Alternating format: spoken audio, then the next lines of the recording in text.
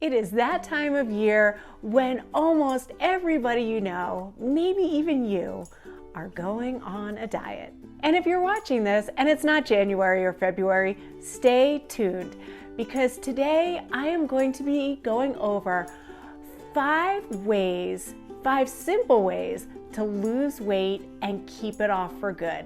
And we're not just losing weight, we are specifically losing fat. And there'll be absolutely no restriction. You all know I am not a huge fan of eliminating certain foods from your diet. Why? Because when you tell someone not to eat something, or when you tell yourself not to eat something, a lot of times that is all you think about. Now, there are 2 things I will always fully support you giving up. One is sugar and the other is alcohol. I'll link some videos down below on both of those topics and how you can kick those addictions. But today specifically, we're just gonna go over 5 ways you can lose fat and keep it off for good because you're going to change your body composition. And guess what? If you just do one of these things that I mentioned, you will see a difference. Welcome to Boom 50 Fitness. My name's Regan, and this is your channel for all things health and fitness in your 50s and beyond. Okay, let's jump right into it. Number 1 is drinking apple cider vinegar every single day. I did a video not too long ago where I compared apple cider vinegar to Ozempic. Now, that's a bit of a stretch, but if you're on a fat loss journey, apple cider vinegar is something you definitely want to add into your diet. Apple cider vinegar is research-backed and it does a lot of the same things that Ozempic does.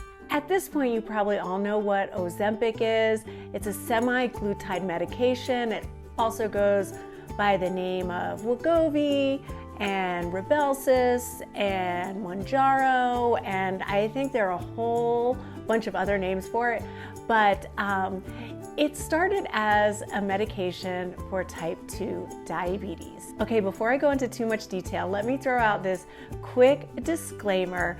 My degree is in exercise physiology, and I'm working on a master's in health sciences and nutrition, but I am not a doctor. So before trying any sort of dietary supplement or new exercise routine, always check with your doctor first. Research has shown that apple cider vinegar has several positive health benefits. It can aid in weight loss, it can lower cholesterol levels, it can reduce blood sugar levels, and it can actually reduce the symptoms associated with diabetes. But what exactly is apple cider vinegar? Well, it is the fermented juice of crushed apples. It contains acetic acid as well as vitamins like B vitamins and vitamin C. But let's specifically talk about how apple cider vinegar can aid in weight loss, because I think that's why you're here. One of the ways it can aid in weight loss is it can increase the feelings of satiety or the feelings of fullness. So if apple cider vinegar is taken before a meal, it will increase your satiety level, meaning you're gonna feel full a lot sooner. And taking apple cider vinegar daily is just a really healthy habit that's not difficult to adopt. No, it doesn't taste great, but I just knock it back every single morning and get it out of the way. And you all know I love to talk about consistency. You have to be consistent with this. I take it every day, no matter what. No, I don't bring it with me on vacation. That's the only time I do skip it.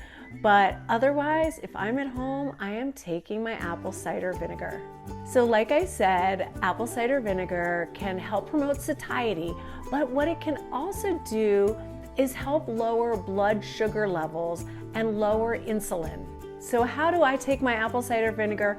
I just do a tablespoon in a little bit of water every single morning. It is the first thing that I drink after a big tall glass of water. So if you are interested in weight loss, lowering cholesterol, reducing symptoms of diabetes, all that stuff, give apple cider vinegar a shot. It's totally worth it. Okay, number 2 is N.E.A.T. No, seriously, N.E.A.T. N-E-A-T. Non-exercise activity thermogenesis. N.E.A.T is all movement outside of exercise.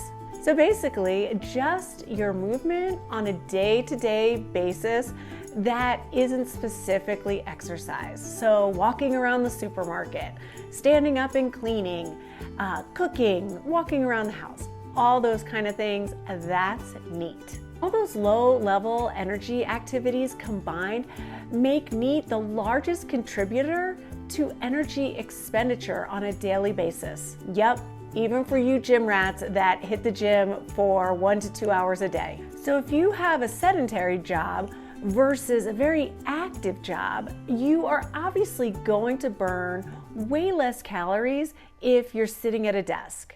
But what a lot of people do is they work out really hard for a short period of time, but then they sit around the rest of the day. So here's my suggestion for you, and I do this too. Even though I have a super active job, sometimes I'm editing on the computer, or I'm writing up workouts or meal plans for people, and I could easily sit for a long period of time. I love to watch NFL football.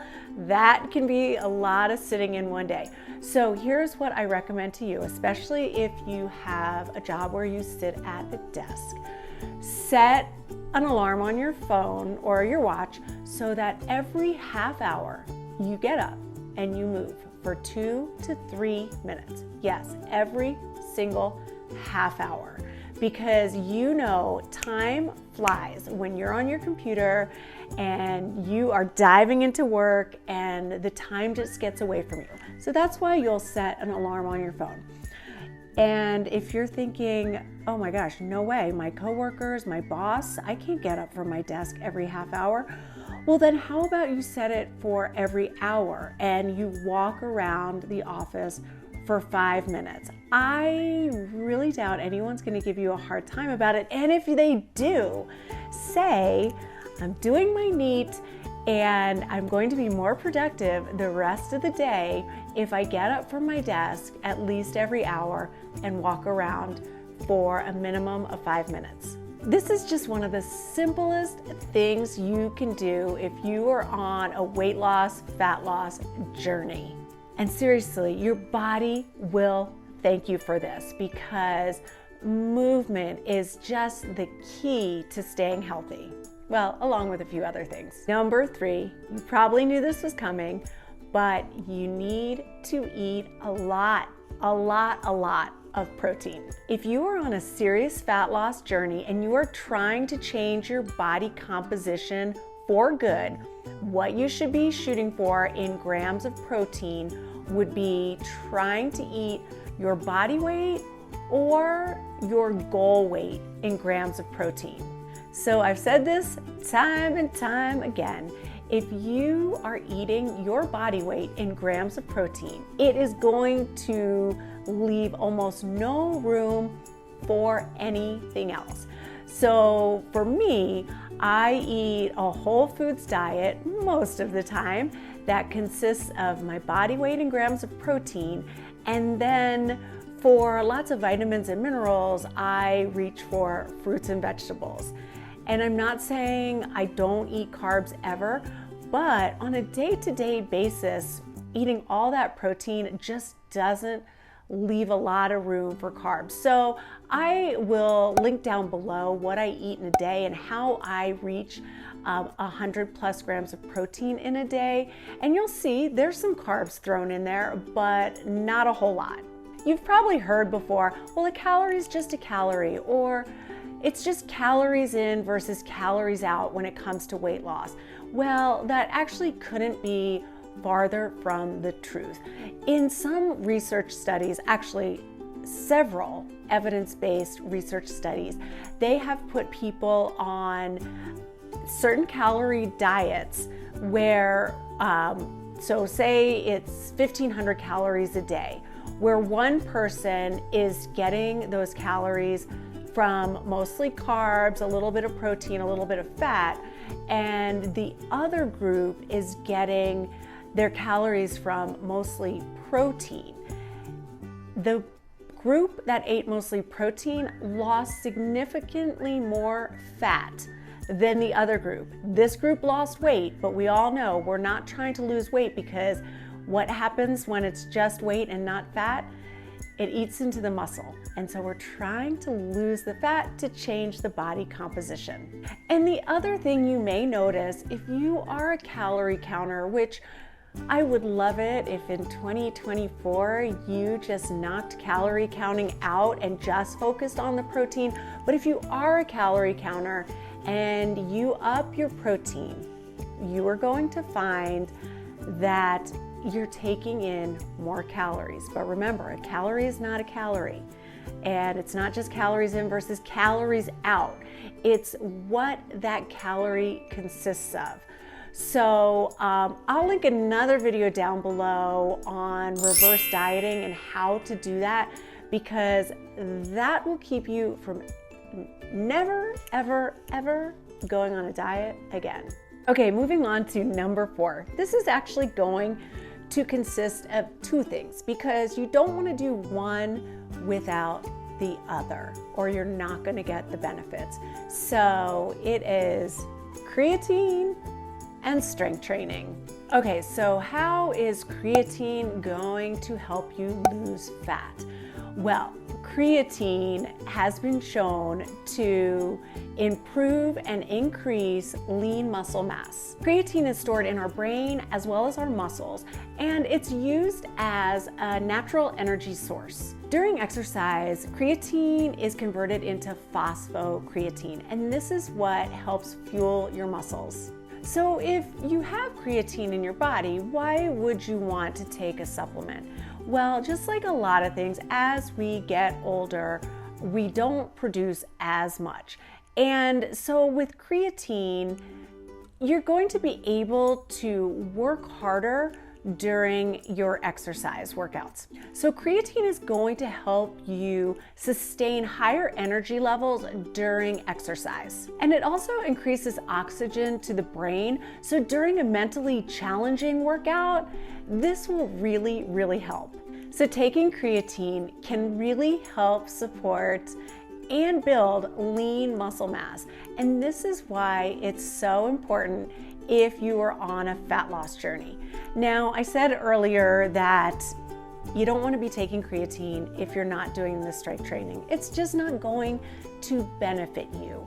So save your money if you're not doing the strength training, but if you are strength training, you are going to notice an improvement. It usually takes about 30 days of staying on creatine every single day. I believe it's 5 milligrams. That is the suggested amount. I will link down below my favorite creatine. It's called Thorne Creatine. And yeah, I'd love to hear your thoughts on it. But if you are able to lift heavier, you are going to become an even stronger fat burning machine. And when I talk about strength training, I would recommend not taking it unless you are strength training around 3 to 4 times a week, maybe a minimum of 2 if you're really working hard on those days. But yeah, only take it if you are committed to the strength training. Okay, last but not least, number 5. And by the way, I have a lot more tips when it comes to fat loss. So if you want another video similar to this, but with different tips, leave me a comment down below and I will make sure I get that to you. All right, number 5 is my favorite activity, and that is walking. And why do I love walking so much? Because I'm able to stay in zone 2 cardio. All right, I know zone 2 cardio can be hard to wrap your brain around, especially if you are or you were someone like me who loved to go on long runs. You know, I owned a spin studio, so I did lots of long workouts on spin bikes where you are definitely out of zone 2. But now that I'm in my 50s, I have found that staying in zone 2 has given me so many more benefits to exercise. Were you one of those people that was kind of brainwashed into thinking you gotta sweat a lot, you gotta work really, really hard, more cardio, more movement is better, burn more calories? And maybe you're thinking staying in zone 2 is just a little too good to be true, but I promise you, it's not. I'm gonna link another video down below about staying in zone 2, and it's going to describe all the zones a little bit more if you're unsure of what zone 2 even is. But basically, in zone 2, you can still carry on a conversation. So one of the things I love to do is go outside and walk hills. And a lot of times I'll get on a phone call while I'm doing it. And yeah, when I'm going uphill, I'm a little bit more breathless, but I can still carry on a conversation. And I do the same thing on that spin bike back there. I don't ride the way I used to. I do try to stay in zone 2. A lot of times I'll just sing on the bike and do some dance moves and just enjoy myself. And I just don't know if I could go back to a really, really high intensity type of heart rate training. And I'm not saying you don't want to work your heart, because you do. And it's okay if you come out of zone 2, but you don't want to come out for long periods of time. I know what you're thinking, that you're not going to burn as many calories in zone 2. Am I right? That's what you're thinking. Got to burn more calories, work harder, sweat more, burn. But today, we are specifically talking about fat loss and changing your body composition. So if you are in your 40s, 50s, beyond, for fat loss, you want to stay in zone 2. So one of the benefits of zone 2 is you're training your muscles to use oxygen in a really, really efficient way. It's kind of like a little bit of a fine-tuning for your muscles. But why is zone 2 going to have a better fat burning effect? Because the body in zone 2 is more likely to use fat as its energy source. Yes, we all have fat on our bodies. Let's use that for our energy. So the body converts fat stores and glucose into ATP, adenosine triphosphate. So isn't that super comforting to know? Okay, shift the mind, but you could just go out for a walk with one of your friends for 30 to 60 minutes and your body's going to dip in to your fat stores. And let's face it, zone 2 cardio is just easier on your body than going out for a run, and more effective for fat loss than going out for a run. I know, hard to believe, but it's true. And what's pretty cool is there's been so much research out there and studies that show zone 2 cardio has the lowest injury risk. I mean, makes sense, right? Well, we can include zone 1 in that too. So zones 1 and 2 have the lowest injury risk. Zone 2 also creates a lot less free radicals. So what does that mean? No oxidative stress, my friends. So next time you are out for a nice little walk and you're thinking to yourself, oh, I should pick up the pace, I should work harder, I need to sweat. Dial it back and remember, zone 2 cardio is the way to go to burn fat. We're not just trying to burn a whole bunch of calories. Burning fat, that's what you want. So stay in zone 2 and really enjoy those workouts. I almost left you without even going over how many steps you should be walking. And I know a lot of you are thinking out there, we know 10,000 steps. But that might not necessarily be the right amount for you. So what I would love to see you all do out there is keep track of your steps on a daily basis and just add 2,000 more steps a day to whatever that number is, and then gradually working your way up to be taking 10,000 steps 7 days a week. This is what I recommend to my clients who want to lose fat. And I will tell you what, the ones that stay committed and do it 7 days a week have all reached their fat loss goals. So the key is consistency and commitment, which basically is the same thing. Now, maybe you're someone that has been taking 10,000 steps every single day. Here's what I did for one of my clients who had reached a plateau. I said, do your 10,000 steps for week 1. Then week 2, you're gonna add 1,000 to that. Week 3, add another 1,000, so you're up to 12,000. Then you're 13, then you're 14, and work your way up to 16,000 a day. And I know you are thinking, who has time for that? Well, you do have time if you break it up into smaller segments. And when you're doing your N.E.A.T, remember, non-exercise activity thermogenesis, which is everything outside of exercise, make sure that N.E.A.T consists of walking or vacuuming or something that is going to give you more steps. I know you can do it. It's a lot of walking, but it's so good for your body, and it will keep you in zone 2, where you are going to be burning your fat for fuel. All right, you guys, I hope you enjoyed these 5 tips. If you have any questions or concerns, just drop me a line down below. And don't forget to give this a thumbs up if you liked it. Smash that subscribe button if you haven't already. Ring that notification bell so you're the first to know when my next video drops.